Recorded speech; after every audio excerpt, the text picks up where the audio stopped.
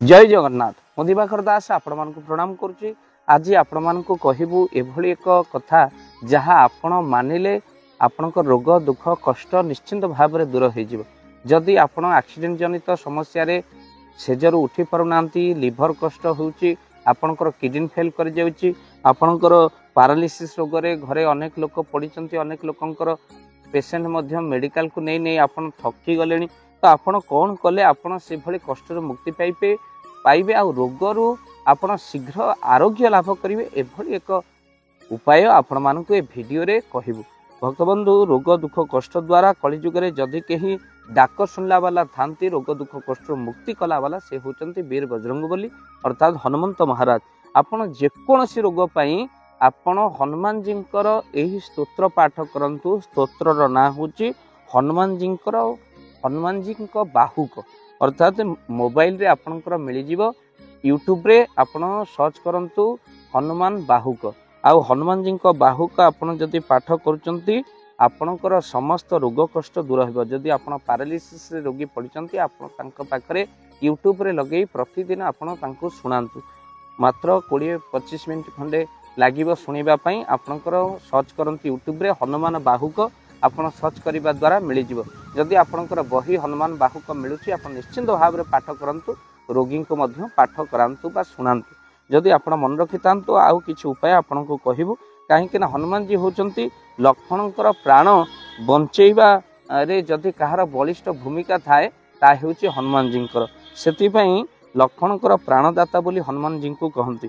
आउ बहुस्तुति हनुमानकर अछि। ता भितर जदि आपण मेडिकल रे अछंती, घरे पैरालिसिस एक्सीडेंट कोमा पेशेंट अच्छा, ब्रेन हामरेज कर अनेक डेड हो जाइए ब्रेन। तेणुक से आपड़ कौन करूँ ना 21 दिन आपड़ कौन करूँ ये हनुमान बाहुक को पाठ करूँ। केमी पाठ करेंगे जदि सरल उपाय अच्छे। हनुमान बाहुक होती गोस्वामी तुलसीदास द्वारा लिखित एक स्तुति हूँ हनुमान बाहुक। जितेबाला तुलसीदास हनुमान प्रकोप जितेबाला कलिर प्रकोप आसला से कली प्रकोप शरीर पीड़ा होगा लगिला तुलसीदासंकर। तो से तुलसीदास हनुमान को स्तुति करते। जो स्तुति माध्यम हनुमान डाक शुणी शरीर समस्त पीड़ा को तुलसीदास दूर करते हनुमान बाहुक। हनुमान जी आशीर्वाद पाइबापी आपण गोटे हनुमान जी आशीर्वाद देउथिबा मूर्ति को घर को नहीं आसतु।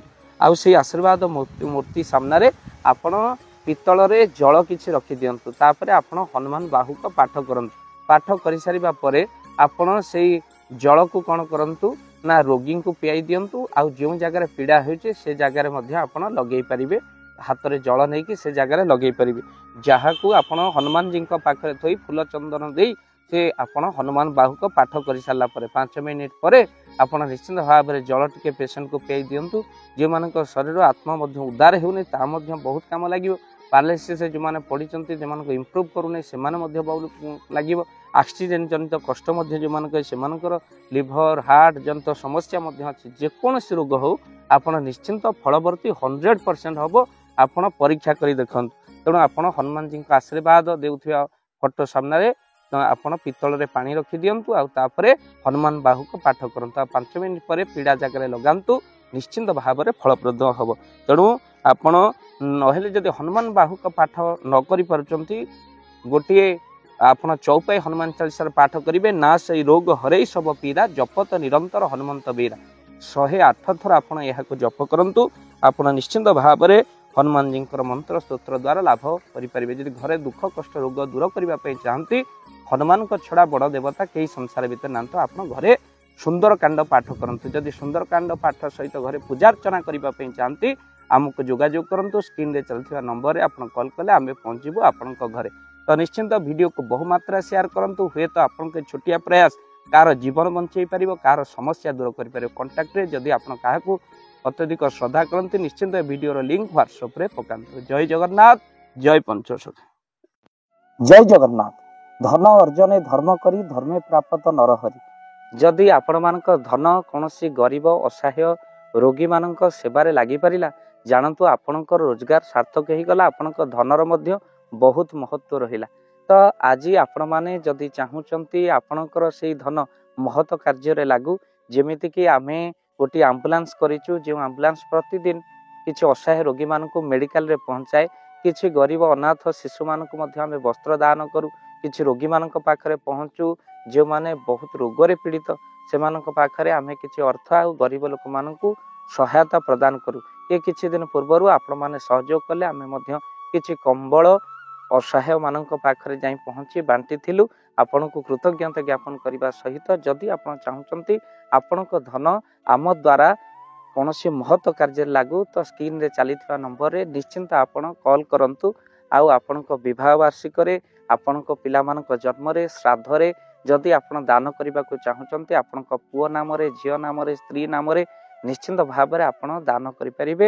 ସ୍କ୍ରିନରେ ଚାଲିଥିବା ନମ୍ବରରେ ଆପଣ କଲ୍ କରନ୍ତୁ, ଆମେ ଦେବୁ ଆପଣଙ୍କୁ ଫୋନ୍ପେ ନମ୍ବର, ଯେଉଁ ଫୋନ୍ପେ ନମ୍ବରରେ ଆପଣଙ୍କର ଦାନ ପହଞ୍ଚି ପାରିବା। ଆଉ ନିଶ୍ଚିନ୍ତ ଭାବରେ ଆପଣଙ୍କର ଦାନ କେଉଁ କାର୍ଯ୍ୟରେ ଲାଗୁଛି ତାର ମଧ୍ୟ ଭିଡ଼ିଓ କରି ଭାବ ଦିବାକର ଚ୍ୟାନେଲରେ ଆମେ ନିଶ୍ଚିନ୍ତ ଭାବରେ ପକାଇବୁ।